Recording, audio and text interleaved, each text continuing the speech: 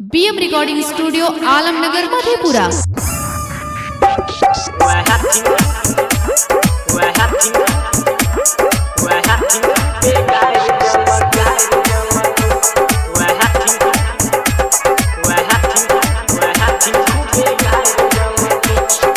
Music by DJ Umesh Sukhipur Bazar. ये सखी घूमे खातिर गेलियो मेला, सैया देख ललको हमार अकेला। वह दिन खूबे गाय गलको सखी के, वह दिन खूबे गाय गलको हमारा भितरिया मार गलको। ये सखी घूमे गेलियो मेला, सैया देख ललको हमार अकेला। वह दिन खूबे गाय गलको सखी के, भितरिया मार गलको सखी के। वह दिन खूबे गाय गलको हमारा भितरिया मार गलको। गे सखी घूमे गेलियो मेला, सैया देख ललको हमार अकेला। वह दिन खूबे गाय गलको सखी के, भितरिया मार गलको।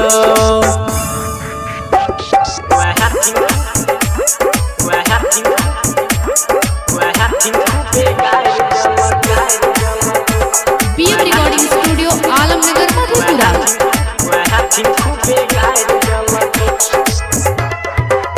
सैया खातिर ले लिया जिलेबी, ओकरा खूब खिलती है गे।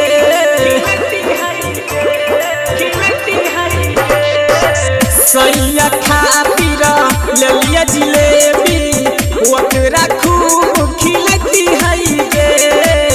जहिना गेलियै घर के सखी, हमारा लतिया लगई गे।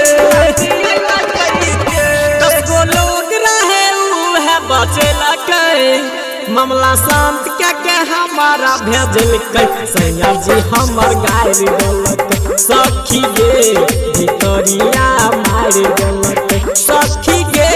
सैया जी हमर गायर गलकै हमारा भितरिया मार गलकै। गे सखी देखै गेलियो मेला, सैया देख ललको हमार अकेला। वह दिन खूबे गायर गलकै सखी गे, भितरिया मार गलकै।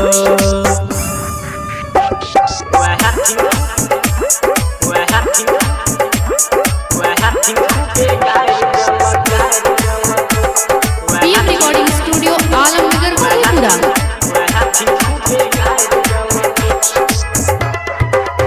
खाइले देलियै सैया के सखी, हरिया बेगल कई गे।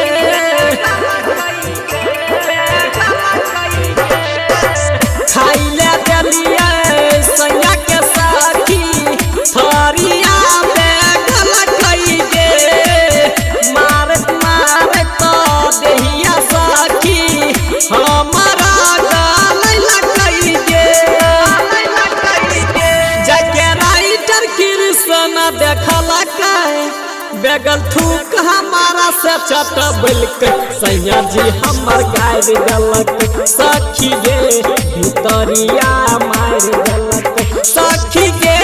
सैया जी हमर गायर गलकै हमारा भितरिया मार गलकै। गे सखी घूमै गेलियो मेला, सैया देख ललको हमार अकेला।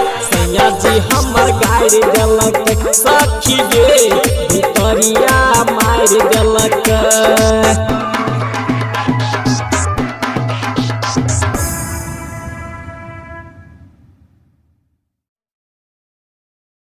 BM recording studio Alamnagar Madhepura.